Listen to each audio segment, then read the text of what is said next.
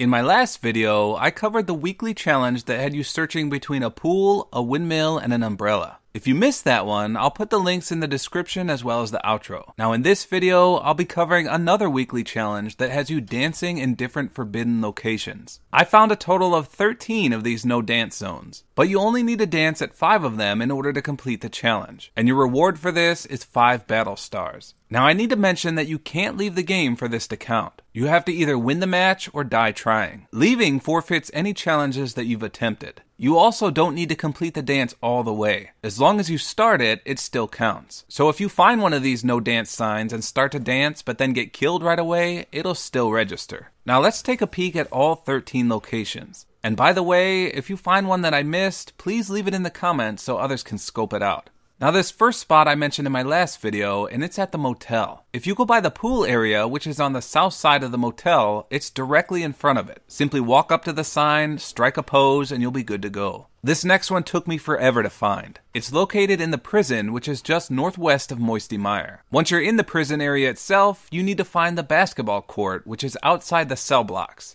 Now if you're standing on the court, face east and you'll see the sign. The next location is extremely dangerous, as it's located in Tilted Towers. I'd highly recommend not doing this upon landing, as it'll probably get you killed. Of course, traversing an empty Tilted Towers is a death trap as well, as you know people are sitting in buildings with sniper rifles. Anyway, you want to land in the square garden area that's got a red brick pathway around it. The no dancing sign is on the north side of this. Next up is Salty Springs. They recently added a gas station to this area, which is called Passin' Gas. It can usually spawn a chest inside of it, by the way, as well as some weapons on top. The no dancing sign is located to the left of this gas station.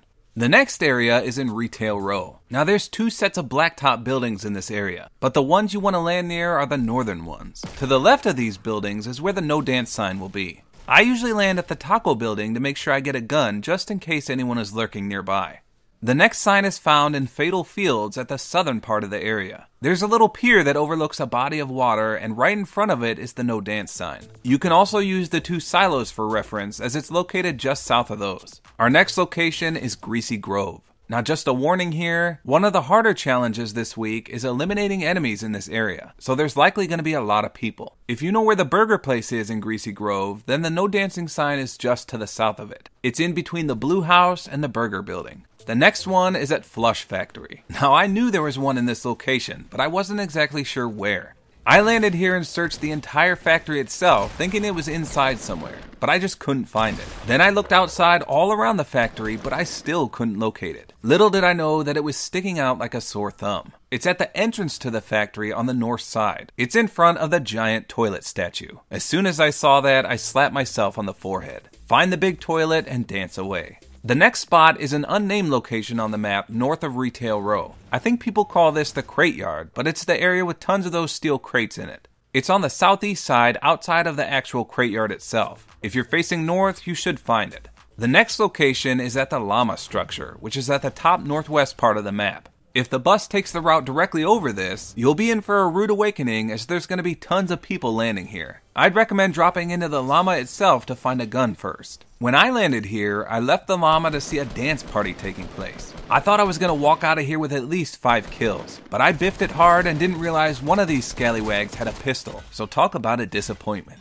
The next spot is another unmarked area on the map. There's a large hill directly to the west of Pleasant Park. If you land on this, it's perched up on the top overlooking the park itself. Just be aware that there's little to no weapon spawns or chests in this area, so keep your head down. Now the next to last one is located at Snobby Shores. You'll want to land at the northernmost house. Once there, go to his front yard near the security buildings. Right outside of this, you'll find a rock with a no dancing sign on it. So basically, it's in between the first and second northern houses in the front area. Now the last location I found is just west of Wailing Woods on the top of a hill with an RV parked on it. Every time I land here, there's always others joining in as well. So play it smart and drop to the large tree just north of the hill first. There can be quite a few chests that spawn here. Once you're properly looted up, you can eliminate any defenseless foes you come across and make your way to the king of the hill.